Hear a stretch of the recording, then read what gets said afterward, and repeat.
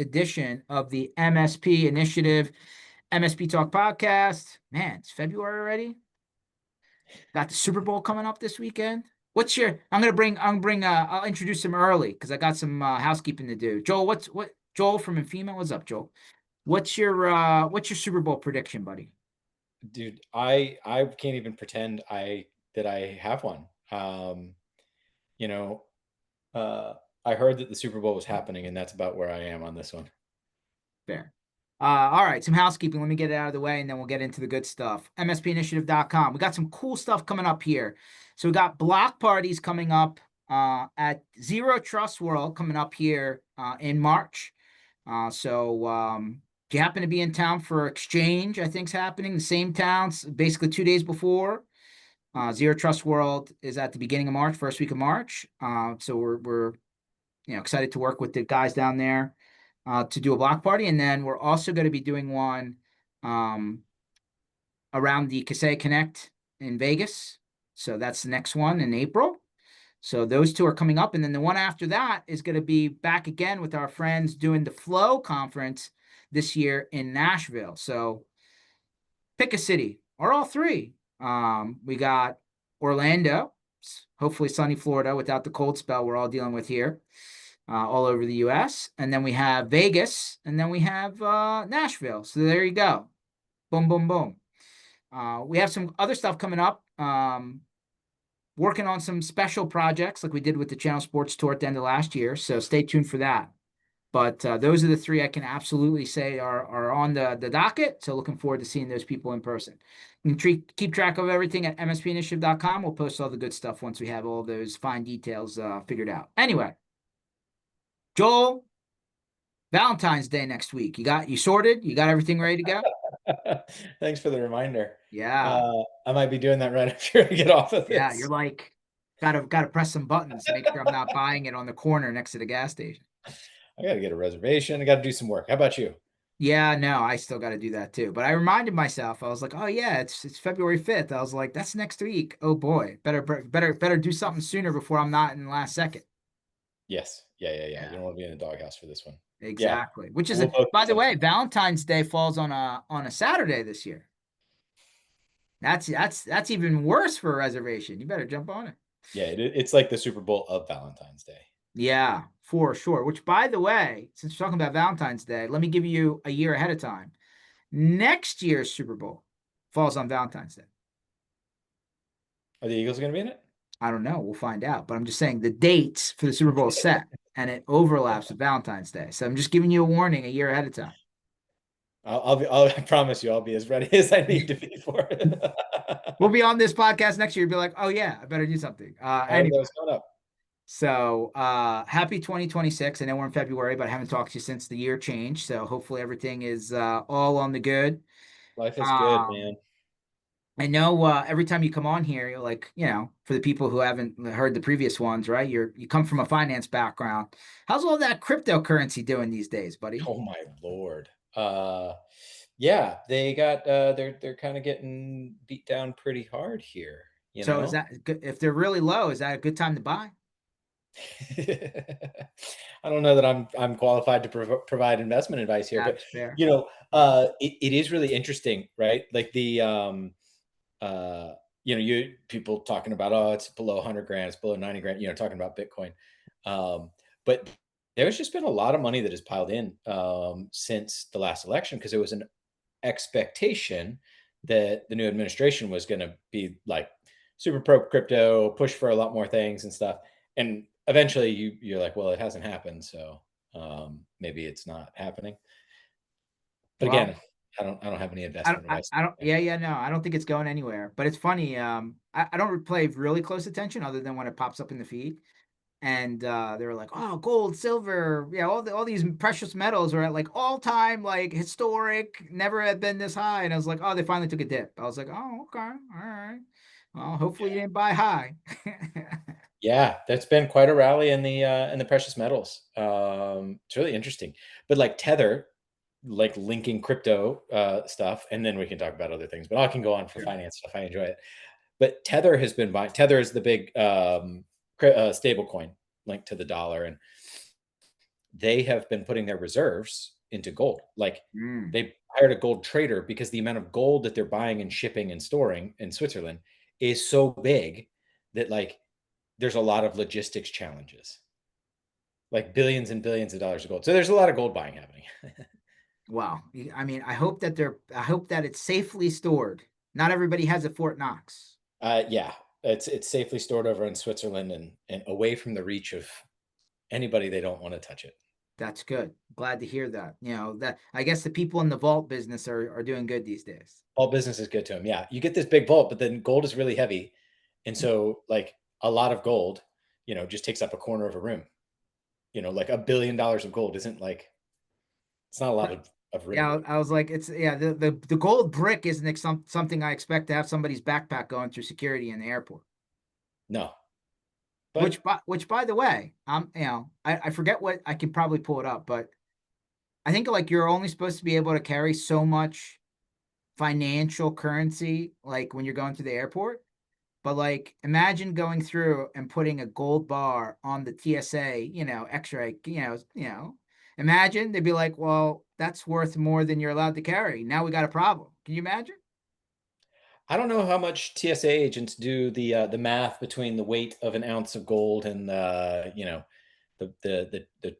trading price, but that would be a fun one to see them work out that problem to see if it qualified. Yeah. I only time I ever got asked, since while traveling around, how much currency I had on my person when I was driving into Canada. And I was only I was in Buffalo for something. I was like, well, I never seen Niagara Falls. Let me just go check it out. And the person was like, how long are you gonna be in the country? I was like, I don't know, 15 minutes. Like I'm just gonna do a drive by. Like I'm not stopping. Like, well, how much currency do you have in your in your vehicle? I was like, I don't know, $20. Like does it matter? Canadian, US, $20? Yeah. Right. So that was the only time anyone's ever asked. They realized that you weren't a good mark, so they waved off the person who was gonna. I don't know. Yeah, It's Canada. They're not gonna rob you. You're good. yeah, yeah. No, no taking me out of my car for $20. Anyway. Maybe it's silly, but Well, listen, I mean, I got plenty of stories, but that was like I've been stopped many a times, but that was the only time they asked me about currency. Actually, on the way back, funny enough, on that same trip, after the 15 minutes, they're like, "How much alcohol do you have in the vehicle?" I was like, "Does Monster count?" He you're didn't. like, no, He that's didn't a like that. different He question. didn't like that answer. He was not fond of that. I guess he thought I was being a little fresh, but so we're in 2026. I don't know how much has changed since the last time we talked in 25. But generally speaking, zooming out market wise, um, and granted, our little corner of the technology conversation industry, if you would, is like a subsection, right? We're a little sandbox in a much bigger, shore, right? On the bigger sandbox side, it's hard not to notice, like last, let's call it 12 months, definitely last 6 months, two things very clear. A lot of layoffs at a lot of big tech companies, right? Like Amazon, Microsoft, all these big companies, right? Like tens of thousands of employees, right? So that's number one. I assume, because I haven't read all the articles, this is tied to all this AI conversation, which hard to avoid. And number two, like the data center space on the other side, like that whole, how fast can you build it? How and all the sub things that go into building data centers, including power, because you need a lot of juice in order to make the data That's, center run, yep. are exploding, right? So I guess all of this is tied to the same conversation, which is the promise of AI, and what it's supposed to be able to do. And I'll go a step further and like kind of put a bow on this, and I would love to hear your opinion on all of it. Is I was reading a quote by the CEO of Microsoft saying that we're not adopting AI fast enough. I assume because their sales are not what they expected them to be. And that if we don't concentrate on adopting it faster, they are thinking that they're going to have a hard time justifying the power consumption of it versus the results of the power consumption. So there it all is. I put 3 things out there. I think they're all interlinked. What are your thoughts? Yeah, well, that's a lot. I'm certainly not the most qualified person, but we're here. So, Yeah. it's an interesting one from Microsoft too, because they're getting so heavily into nuclear power, which just has so little cost and so little waste in it. So, the upfront cost obviously of nuclear power is high because of reactors expensive, but the marginal cost is so close to zero that it once it's there, then you just keep operating. And so it is really interesting. And I saw that quote where it sort of makes it that it's like, well, if you don't use it, we can't have it anymore. You know, which most products in a capitalist society, it's the other way. Like the demand is so high that you have to make more of it. He's saying we've made too much, and if you don't use it, then we have to make less of it. But AI doesn't work great if it's not at scale, because you do need you don't you can't build like miniature tiny little reactors like, oh, we're just going to do it just for this. Like you do need it, the power consumption. You need the power generation at scale. So I think that's very interesting. We're seeing tremendous benefit from it in our organization, and finding that it is helping us to build faster, ship faster, serve our partners better. And that's not because it's chatbots. We still have the same humans communicating, but we're able to get things done so much faster. I mean, just it's shocking. Hmm. Um, and so I think we're going to continue to see there's a lot of the MSP community is embracing it quickly, realizing that there is a tremendous opportunity.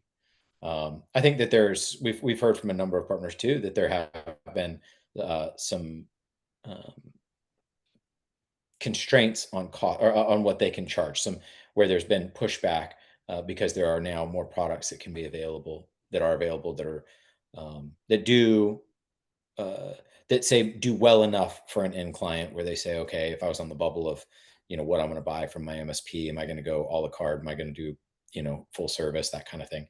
And so we're hearing some of that feedback. Hmm. Um, but to your point about the number of layoffs, you can do a lot more with a lot less, we're finding. I know that changes in different industries, that changes in different org structures, but we're seeing that we can do a whole lot more with a whole lot less. Um, and in fact, it's allowing us to push out some scaling opportunities for our partners.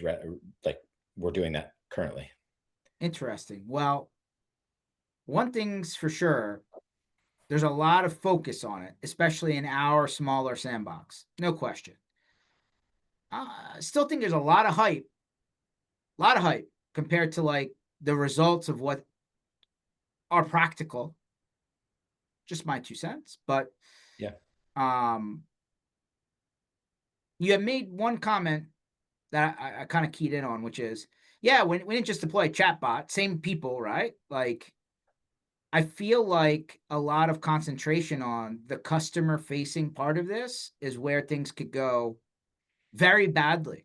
Like, you want to call it the Spirit Airlines versus the Delta experience, right? Like, hey, Spirit, you can only talk to the chatbot, and Delta, they'll take your phone call. I don't know, but like, I feel like if the customer doesn't feel like they can get to an answer accurately, quickly, feel like they're getting a little bit of love, that loyalty factor goes away real fast.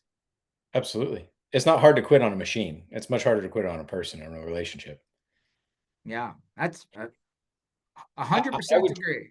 I would say that we're seeing, you know, we want to provide, say the Delta experience, but we want to be pushing more towards how do we do it at the Spirit price. This is the magic $1 million question, right? But like, I'll tell you what, and maybe I'm just old school in my thinking. I'm still, kind of young.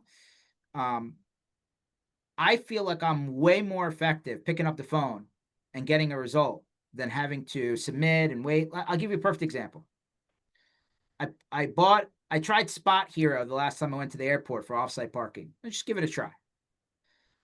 50-50, by the way. One time works great. Next time, absolute crash and burn. It did not go well.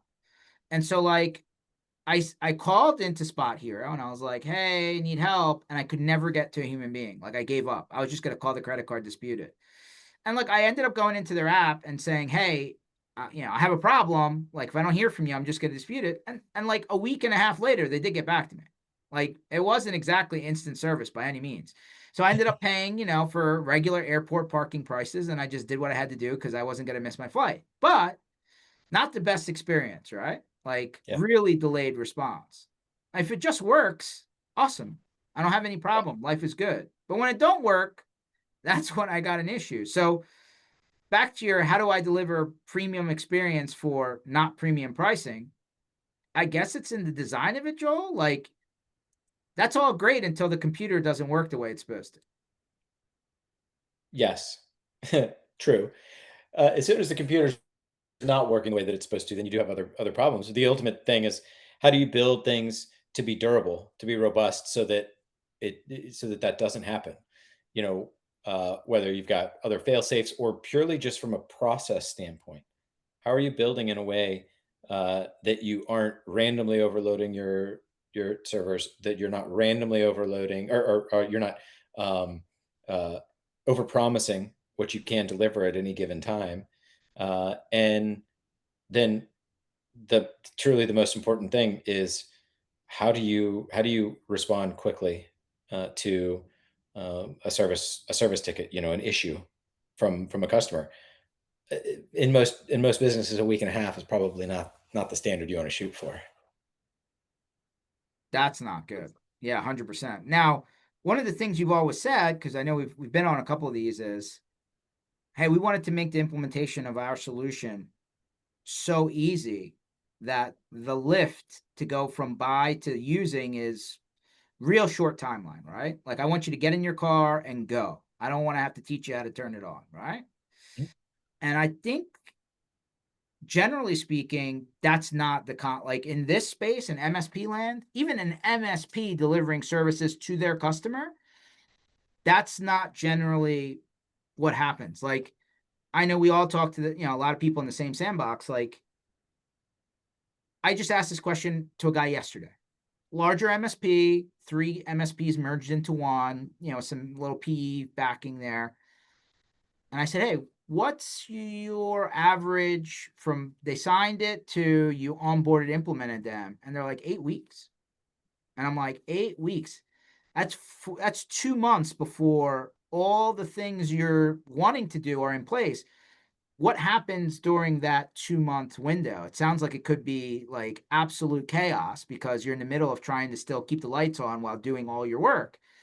And he's like, absolutely. He's like, to the point where we ask the current provider to continue doing all of their stuff and have an overlap until we can finish doing our onboarding. And I'm like, that's really interesting because the second the current provider of it, like current MSP knows that they're being displaced, I'm not saying this is every time, but a lot of the times they kind of check out.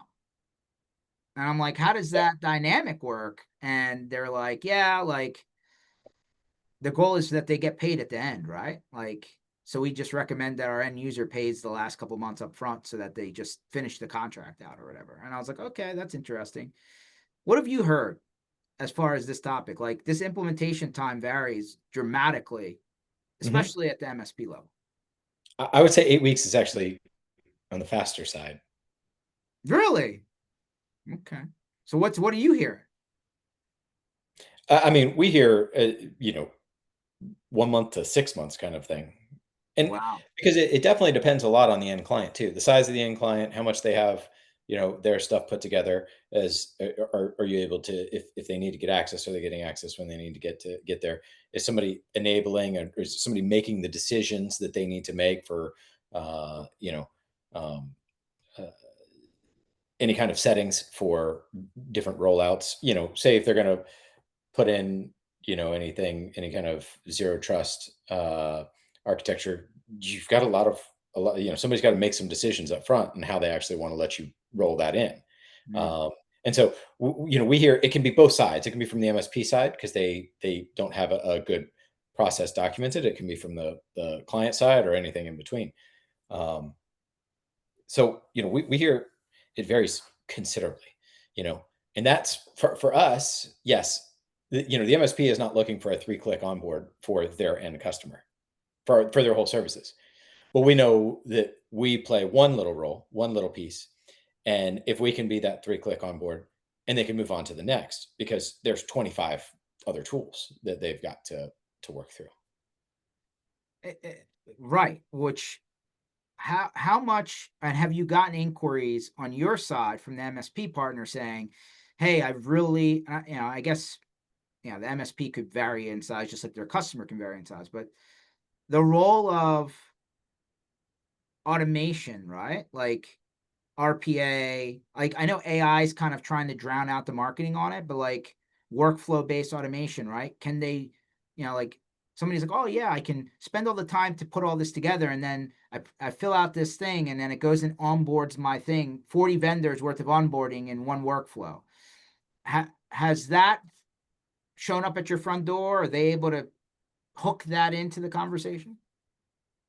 Yes, and I think it's a beautiful thing when they can automate a lot of those tasks. It just tends to, from what we hear, there tends to be some things that there are some snags, some vendors that they still want to have in, but they're just not able to automate that up front.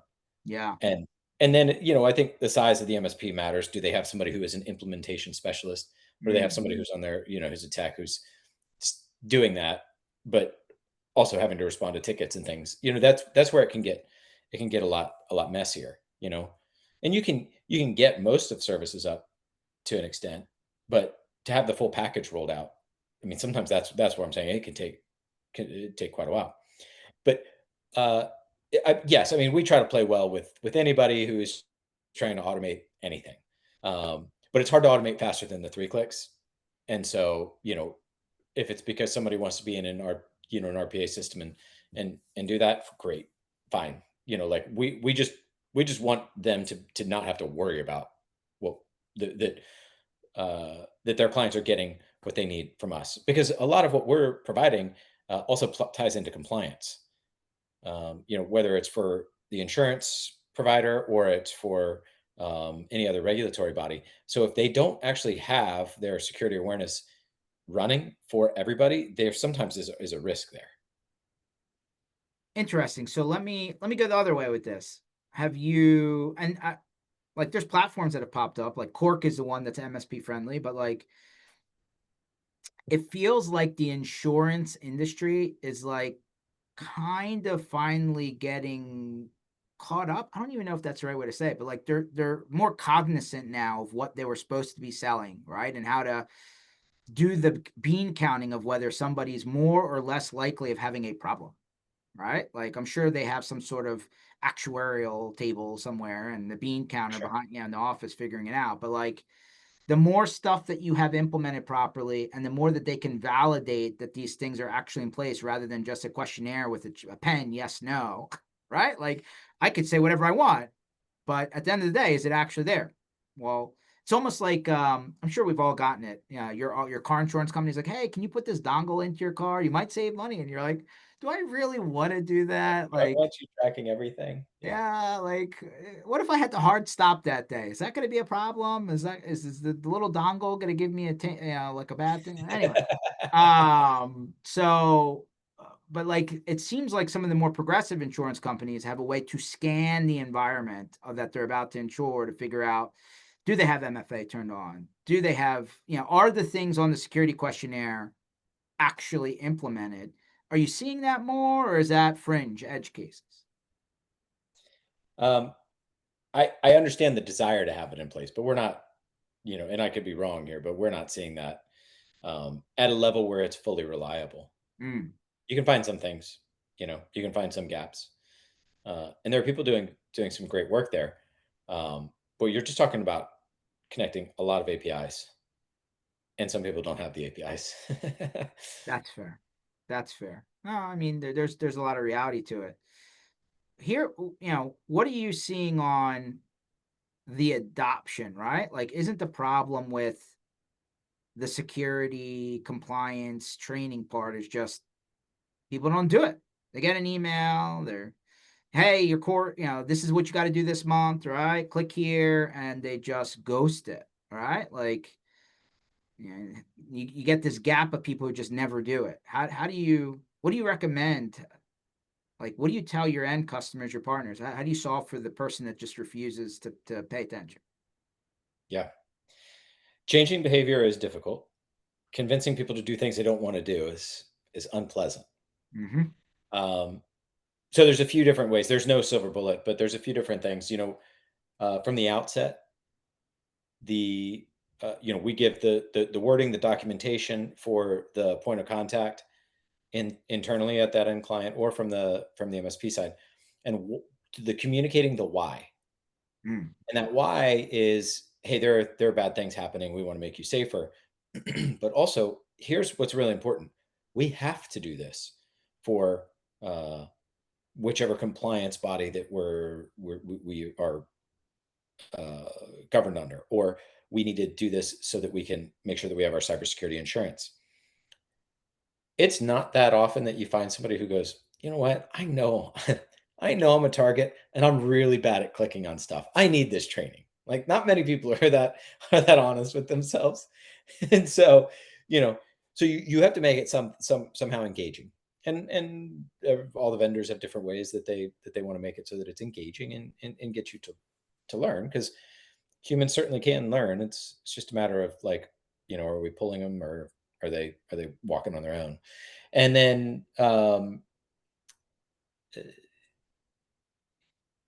we've found that it can be really effective with, we do all the phishing simulations, and Mm-hmm. it ties back into the training. And so when you have these phishing simulations that somebody realizes, whoa, like, that could have been bad, and you need to do it in a way that's not so punitive. And it's like, George, I can't believe you're the moron who clicked on this thing. Look at what you could have done. You know, none of us responds well to that. And so doing it in a way that is both clear and friendly enough to say, like, you know, uh, you know, doing it with sort of the kindness to say, hey, you could have done something really bad. We're not gonna sugarcoat that. That could have been bad. Fortunately, it wasn't. Here's what we're going to do in the future, but not doing it in a trying to avoid the name and shame kind of thing. But you do have to get people, either they enjoy it because they say, oh, actually, this is helpful. I'm learning something, because we've created content that really is engaging. Um, or on the other hand, you have the people who the internal point of contact has just said, this is what we're doing, we have to do this. And now it sometimes elevates to uh, HR policy that is written around it. Hey, if you're this far behind on your training, or you have this kind of risk score that you know we that we put out, or you have clicked on some X number of phishing emails, then it definitely gets their attention. But still, it's punitive. We try to avoid the punitive stuff as much as possible. That's fair. Even Uh, if you click on a phishing email, we're not giving you red lights and sirens right away. We let you know that could have, that this was fit. This could have been bad. This was just a test. And then the next day, there's like a cooling off period. The next day, then that's when we actually do the education. got it. So that's interesting. Have you found people go the other way? Carrot stick. Do they? Hey, we're gonna give out prizes or awards or gift cards. Not the ones that we spam you to go buy on your own. Like something to like have them actually go after it. It it can work, but it is a lot of work. We've had several of our partners try it, and they'll get a small portion of their end clients who will embrace it. It's hit or miss, because you need to have the internal champions who really get excited about it and kind of push Mhm. it and make it into something that's a bit more collegial, and then the competition can be fun. But otherwise, because you if it's not fun, then, like, you're having to just create prizes that are big enough that it's really incentivizing people. and that's pretty rare that an organization is going to put that, a prize big enough, like, you know, $250 gift card for the person who, reports the most phishing emails this month. Like, they that typically isn't that sustainable for most organizations. Certainly not the ones that are, our MSPs and clients. That's fair. That's fair. I'm sure you have some macro stats. Like, is there any one phishing, attempt that works a lot more by bamboozling people than others? Is it a PayPal or an Amazon or a like an NFL, Ticketmaster? I don't know. What are the ones that usually just hoodwink people? One of the kind of most unexpected ones is and they cycle through a lot. This one, I don't think it's even still in our not in its its original form. But it generated so many clicks. Ultimately, we're just taking what's best in the wild and recirculating that for our end customers. We're not trying to like dream up what's the best fish. There's there's people sending a billion of them a day, and you get the data. So let's go with what's best. But one that was really remarkable, George, is a full plain text email, no images whatsoever, blocky text that was told you, George, your Outlook voicemail. Sorry, someone left you a voicemail on your Outlook voicemail. You've got 72 hours to listen to it, or it'll be automatically deleted. Unbelievable number of people clicking to download that executable, with none of them having Outlook voicemail. it Okay, that was a winner. You think about it, if you're a salesperson and you're waiting for that contract to be signed, your first thought isn't, could somebody be, trying to fool me or fish me? You're thinking, I don't want to miss this. If this does delete after 72 hours and I just missed a deal, that's terrible. You know, if you're in accounts receivable and you've been trying to chase down some, client to pay you, and it's quarter end, and you need to make sure that you get this wrapped up because it's part of your KPIs. You might just hop in and listen and see if you did get a call back from that client. There's so many different reasons why somebody's thinking, it's you're there's so much curiosity in humans, which is a beautiful thing. Unfortunately, Mhm. the attackers have learned how to use that against us. No, If I that's showed you this fish, I don't have it readily available. If I showed you this fish, you would laugh that people would click on it. And then you can definitely in a different and kind of like ignore what this conversation and step into it separately, and you'd be like, I can understand how somebody might click on that. You didn't okay. have it. There wasn't the whole pretext of me saying this is one that you should never click on. And it doesn't mean that you would, but just being able to step into somebody's mind and say, I can understand how somebody would be in a mindset where they wouldn't be thinking, I don't have Outlook voicemail. I've never received this before. I would never, I should never click on it. That's not what people are originally thinking.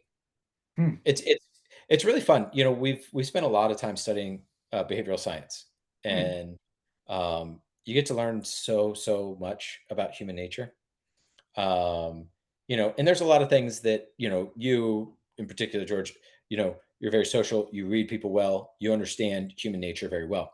So some of these would just be putting words and frameworks around things that you intuitively know. I think I had to kind of come around the other way and like learn it from the science standpoint, and then like try to explore how that works, Hmm. in society, in social situations. But these concepts of uh, that have been proven over time, where we will behave in certain ways if somebody can kind of either put us into a situation where we feel like we need to reciprocate. They've given us kindness and we need to reciprocate. It's the Hare Krishna gives you a flower at an airport or some public place, and then they ask you for $1. People do it. You gave them something. Same thing. You walk into a car dealership. We were just buying a car for my wife the other day. There, as soon as you sit down at the table, it's like, how many things can we give you that cost us under $10 so that you can then go buy this You need a car? water. You need a coffee. You need a chocolate bar. Yeah, no, I've seen it all. What car? Well, by the way, what car did you buy? We got a Toyota 4Runner. Okay, It's Yeah. a it's a very popular vehicle that usually survives for a long time. That's the hope. Toyota tends to build them well, I understand. So, but yeah, she's excited for it. And it's fun. It's cool. Um, but or this concept of putting urgency around it. If you don't click on this by this time, your password's going to change. There's one that was popular where it was, hey, it looked like it came from PayPal, saying that $700, your $700 Bitcoin purchase would go through after 2 days if you didn't call, or if you didn't log in here. And that kind of urgency is really important, and that ties in also another concept of loss aversion. Humans are much more averse to losing money than gaining money, the same amount of money. Mm. And so they've done some fun studies on that. But you know, I'm sure you've invested in plenty of things, and just do a gut check on the days that you make $5,000 in your trading account, because it goes up, versus the days that it goes down 5,000. It feels worse on those down days than it feels good on those up days. Doesn't mean don't invest. It just means don't look at your account that often. I like the casino analogy. Don't go in with more money than you're willing to lose. Yeah, for sure. That way, if you tried your hand and the casino won that day, which I would argue they win more than they lose, or else they wouldn't be around. You're not that bent out of shape about it. Yeah. But I agree with you. People don't like to lose stuff more. Yeah, I do subscribe to what you're saying. And the whole urgency thing, by the way, Joel, like you've been in a lot of different things. Like urgency absolutely changes everything, in my opinion. Like it's the whole thing around like let's flip it around the other way. The deal that expires, the coupon that's only good until a certain date, the buy one, get one. But when you actually do the math, it's the same price as the one across the street. They just packaged it differently, right? I'll even roll it down to something real, low on the totem pole. You ever go to the gas station or the convenience store or the Wawa? You got Wawas down there. And you roll in and it's like, oh, if you buy one, here's the price. But if you buy three, you get one free. And it's like, is that a deal? Like, but everybody always gets the three. Like it's just It it, always seems like it's Monster Energy drinks too. So that's exactly what it is, by the way. It's always three. It's not two anymore. It's always three. So yeah. yeah, I mean, I'll tell you what, it works. And it's funny, some of the brands that are kind of not around anymore, I think J.C. Penney's is still around, like Sears, Macy's, but Kohl's does it all the time. If you ever go to a Kohl's department store, it's like they give you a coupon to come back that's only good for a certain time period, called Kohl's Cash. They print out with your receipt. Or CVS. You ever get like, the 8,000 printouts when you go to CVS and it's like 20 coupons, and they want you to come back? It's like that. Oh yeah. It's Yeah. absolutely It, crazy. and it does work. It, And it and totally we can works. fight it, but it does work. Totally works, which I'll go the other way. How you should definitely drop one if you don't already do on Black Friday. Going into Black Friday, you know how many people would absolutely click on the bad thing? They're all Oh, expecting something. oh yeah, yeah. They're all expecting something. And like you Mhm. send out the coupon right before Black Friday, they'll totally get bamboozled. Absolutely. Unbelievable. Zooming out while we got a little bit more time. Um, I know everything's cyclical. I know you come from a finance background. It sounds like in the next little while, the interest rates will drop, right? And whenever that happens, the PEVC investor type pop up with the cash cannon, and all this activity happens, and it's hard not to consider that in the MSP sandbox because pre-pandemic it happened. It just wasn't every day, and then it really ramped up, right? Like super ramped up, and then it kind of slowed down again. What do you think happens? Like, if this interest rate comes down, do you foresee that next cycle picking back up again? Of the M&A activity? Absolutely. Um, you know, so this is a fun topic, and it's super on point for so many of our MSP friends, right? Because they're getting approached aggressively by a handful of private equity firms coming in to buy, and you know, so if you kind of dive into the numbers, they typically right now are buying at 6 to 8 times EBITDA, So, right? if you haven't already heard this term, and I'm sure you all have, but net, right? Net. Like, what's the?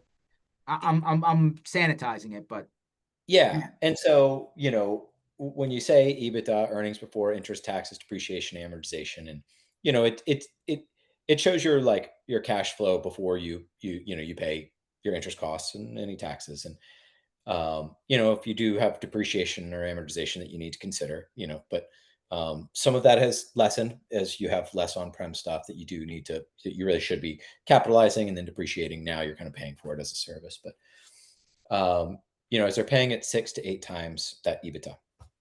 Roll with me for 1 second. So if I pay 2 times EBITDA, that would mean that for every $1, I'm paying $2. Mm-hmm, So if I bought a company for $1 million because they were making $500,000, then I'm getting a 50% return on my cash. mm-hmm, That's incredible. If you can do that, that's incredible. If I pay a 3 times EBITDA, then I'm getting a 33% return on my cash. Right. So if the business is making 333K and we pay a million, right? So now if I pay a 4 times EBITDA, then I'm getting a 25% return.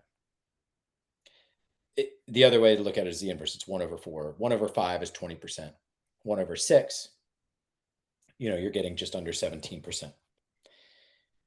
If but I I can just buy a want to I just business, want to point out for you amateur finance people here, at 17%, it's still way better than the banks paying out an interest on a CD or a checking that account or whatever. that's exactly where I'm heading. That's exactly it. So now I'm a buyer. I'm a private equity buyer, and I'm like, cool. I understand this MSP space. I think it's great. It's it's pretty sticky. We understand that there's churn, but it's pretty sticky. And you can chart growth, right? So if I can buy something that is from a PE standpoint, they're looking at this and saying that's a 17% cash flow, right? I'm going to pay $1 million because I'm going to get 170K out of that each year. Well, what can I do with that? I can go to my lenders who will lend me money at 8%, 10% even, which are relatively high. Well, I can still afford to do that deal. And then if I can do a handful of those deals, I'm going to get lower interest rates because the banks will look at my portfolio altogether. And then if I'm able to get lower interest rates and I'm able to buy this at 7 or 8% interest, right? And I'm able to get, call it 15 to 17% returns on my initial day one returns on my cash flow. Because I'm buying that MSP for 6 times what they had last year. Now, if they're growing, then that 6 times isn't 6 anymore. I'm actually getting a better deal because the cash flow is growing from it. To your point, and I know we're about to kind of hit our limit here, is as rates come down, these private equity buyers have the ability to justify, doesn't mean they will, but they have the ability to justify paying higher multiples. So that 6 to 8 range may shift up to the 7 to 9x range.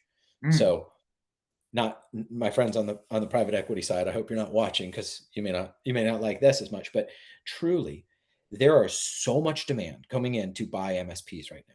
And if you have a healthy MSP, you know, putting off 15% plus profit margins, say, then you're in a healthy territory there. You've got a lot of people who are interested in buying.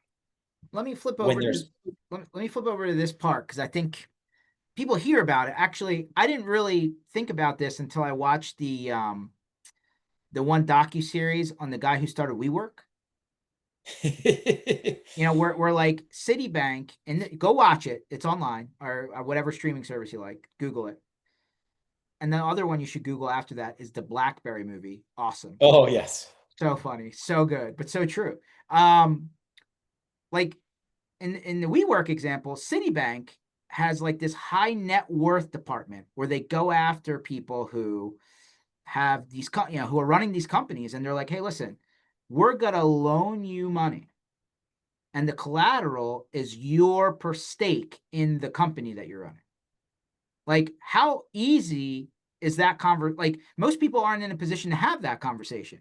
But this happens a lot, I hear. How does that whole thing work?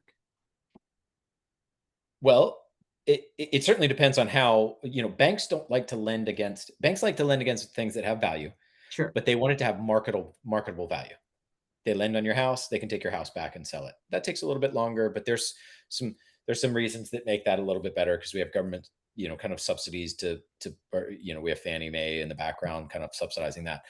Auto loans though, take that car back, boom, punch it out.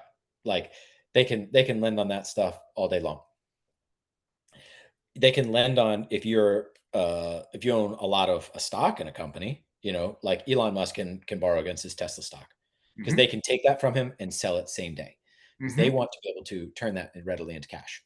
So then it really comes down to like how readily can they turn that asset into cash? Because banks typically aren't lending to say, I want to own 50% of that private business, that MSP, that I was manufacturing just about company, to whatever. say that if it's a public company and it's like on the stock market, they can just sell that pretty fast, right?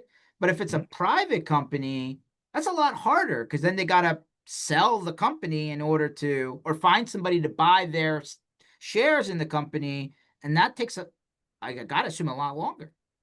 It takes a lot longer. So, but there's sort of the parallel. There's the shadow banking market. There's so many private lenders who will actually do that because they're open to taking on that stake. If they say, I actually we'd be willing to own a portion of this business Hmm. because they can. Banks just can't do that. Their capital requirements are so punitive if that's where they ended up owning all of that stuff that it would deteriorate their, even if that ended up fine and they were made whole in that loan, it deteriorates their ability to lend otherwise.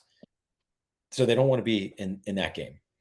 But there are so many more lenders out there now. It's at higher rates, but it's accessible. But again, if we're looking at selling our business for, you know, let's say at a what would be the equivalent of a 15% cash flow. I can sell my business. My business right now is earning a 15% on the money that I could sell it for. If I could sell it for $1 million, that means I'm making 150K a year. Well, could I unlock some of that value and go borrow somewhere for 8 or 10%? Potentially so, because you might be able to borrow some against the cash flow, not even just against the equity stake, but against the cash flow on the business. Oh, So is that where they do the invoice thing where like there can be that. yeah. There can be where they're factoring the invoices, you're actually giving them the invoices. You can do it They can do it if you have a history where they can see that you've had this business has been operating for some time. That's like if you use Stripe for your payments processing, they are always advertising to you, you could qualify for a 250 or $500,000 because they've seen your payment history, and so and then they know that they can grab it quickly because they're the first person who actually sees the money come in before it hits your account. But so there are options for getting cash if cash is what you're optimizing for or needing. But the MSP community, I think, just on what you had asked, there are so many buyers Hmm. looking to buy them, which tells you as an MSP, I might be in a good business. Like it doesn't feel like that every day. It can be hard, right? But you're like, if so many people want to buy me, I'm probably pretty attractive. And so, if you're the person everybody wants to date, then you're doing something right, you know. And so in this case, we've got lots and lots of buyers, and those buyers are able to continue pouring more money into it because they're not having to stretch and pay, really large, 15 or 20 times EBITDA. They're still paying 6 to 8 times times EBITDA, which they're able to then recirculate that cash because when you're getting 15+% yields on your investment, you quickly can recirculate cash. Mm. You can borrow, at scale, they can borrow more easily and things like that. But all that to say, rates come down. I think we could see these multiples shift. And 6 to 8 versus 7 to 9, it's a meaningful difference. You could be talking 10, 20% higher purchase, sale price for your MSP. And Wow. when that's your nest egg, you know, and you were hoping you could sell it for 5, and now you can sell it for like 5.5 or 6. I mean, that's pretty nice. And the nice thing is in the meantime, if you're open to kind of waiting, again, sorry to the PE crew here, but if you're open to kind of waiting is that you make money in the meantime. You're still working, but you're still making some money in the meantime. Was having a good friend a conversation about this with a good friend of mine just a couple of weeks ago at the Tree Pair event. And he's like, we've got our eyes set on our target. We think we can get there. We just need 5 more years. And so then the next part of the conversation is like, well, with so many buyers coming into the market, those multiples might be higher. So like not only would you hit what you were targeting from your EBITDA number, but if you're multiplying it at a higher number. So the Hmm. MSPs, I think, are in a great position in that regard for those who are building to sell, which I think a lot of them are. Wow. I mean, listen, it'll be very interesting. Like, I don't, yeah, I'm sure you're watching it a lot closer than I am, but I see the headlines like, oh, so and so, the Fed decided to drop the rate, keep the rate the same, da da da da. But like, that really does come down to, I don't know, I'm picking a crazy number. Maybe you tell me I'm crazy, Joel. Like 2%. I mean, that would be Oh, a pretty hefty drop from where it is now. if we did come down to 2%, Yeah. oh yeah, animal spirits alive and well, and Bitcoin might even go back up again. Like that would accelerate things significantly. Yeah, Hmm. yeah. Very interesting time. So, I mean, let me go one the other side.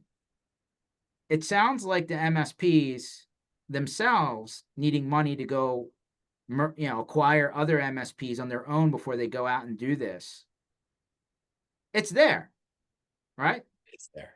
It's there. You can do it. Although I've heard many, many, many times that it's financially beneficial to merge it than to buy it, but more about taxes and stuff. But Yeah, it could certainly depends on how you structure and things like that. But yeah, yeah, and I've been a part of some of those and have been able to see good results. And um, I mean, it's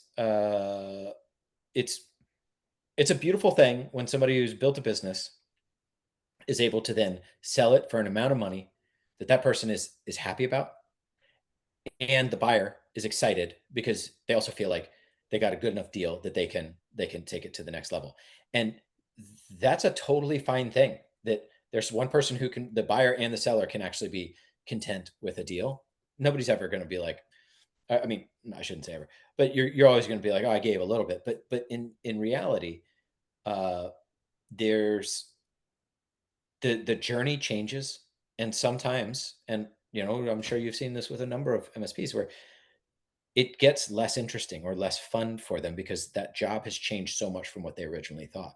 But then when they find out, oh man, I'm sitting on, something in the millions of dollars, yeah, that could be cool to sell. Like I could go do something else. yeah, I mean, listen, at the end of the day, this has been happening for a while, a long time, years, but I feel like it's front and center now. Like if it wasn't front and center before, it's front and center now. And there's always an opportunity, right, guys? Like there's always you could position yourself, you could I don't know, Joel. I've heard of a lot of people who their MSP is stable. It's not high growth, but it's very stable. There's not a lot of churn, and they're borrowing against the MSP to do other ventures. Uh-huh. And then like it's a gateway to other things. So I don't know. Good, interesting thought. But I figure as a guy that comes from that background, I pick your brain. But that's how the game works, guys. When it's what yeah, that's why that's why you're getting all the emails and the phone calls and the FedExes and the mail, because there's it's better for the person trying to give you money because they think they can capitalize on it better than just the traditional markets. Yeah, absolutely. If And yeah, and so it's nothing bad. I don't I think it's great service that they're providing. I'm super thrilled to see some of these big acquirers, um, you know, that because it is providing liquidity for this business in a really meaningful way. And there are a lot of people who are at that time where it's time for them to set sail, do something else. And knowing that your business can be put into good hands is a blessing. 100. I agree with that. Let me ask you one more thing. How willing would the bank be if you told them that you had a corner in a vault in Switzerland of gold? You think they'd be okay to lending some money, in exchange for some gold? Maybe a Swiss bank if it's their vault. That would it's like, yeah, if we can hold on to the gold, maybe that'll be okay. But I don't see a US bank, they're like, well, if you move that, into the safety deposit box at this branch in this location. Just We figured fly I'd, bring that full circle. Yeah, that's right. Joel, how do people find out more about Infima, the solution that you're offering, and maybe, Yeah. check, maybe figure out who to talk to somebody? Yeah, infimasec.com is great. You can hit contact and it gets responded to right away. You can hit me on LinkedIn. Love connecting with this community. Yeah. So for everybody that's listening to the audio version of this, Infima is INFIMA, and FEMA SEC, SEC, like security. And then Joel, I never told you what his last name was. If you want to look him up on LinkedIn, Cahill, Cahill. So that way, when you look for Joel, you're like, well, there's 10 billion Joels on here. No, that's the Joel Just you're hit them looking. all. Hit them all. Well, they only get so many invites per week. Thanks, LinkedIn. Guys, looking forward to seeing everybody out on the road this year. I know that that's becoming, somewhat less and less, right? Because you're trying to run your businesses, but that's how we all learn from each other. So, Joel, is there anywhere that you're going to be at in the next, couple months that people can run into you or your crew? Yeah. We'll be at Zero Trust World and we'll be sponsoring the party, having some fun there. We love when events are right here in our backyard in Orlando. And Which are half yeah, of them are, it feels like, by the way. I, I'm going for more. I'm going for 100%. Um, but yeah, that's coming up next week. I'll be in Nashville with some Evolve groups and having some fun over there. Awesome. Well, we are looking forward to seeing you in the next little bit here. Hopefully, well, we're coming to you since everything comes to Come on Orlando. down. Hopefully, it gets a little warmer, by the way. I heard it's been cold in Florida there for the last week. We did get into the 20s. We had some ice. We're not familiar with that, but we quickly gave it a boot. Was that It's the done. first time you turned your heat on this year? Well, we did just move into a new house and the heater didn't work the first night, so that was real exciting. Oh no. That was real exciting. Yeah. You didn't check that when you did this the But walkthrough, you're huh? not thinking about that. The air condition you probably checked.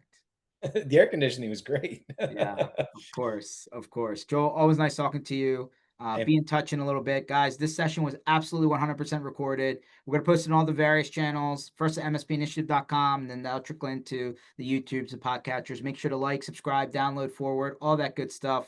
Go back and watch the other ones with Joel. We kind of keep the current events thing going, and like it'd be interesting to see some of that's the right. things that we talked about and how they ended up, for whatever it's worth. All right, guys, catch you on the next one. Take it easy, Awesome. Joel. Thanks, George. See you.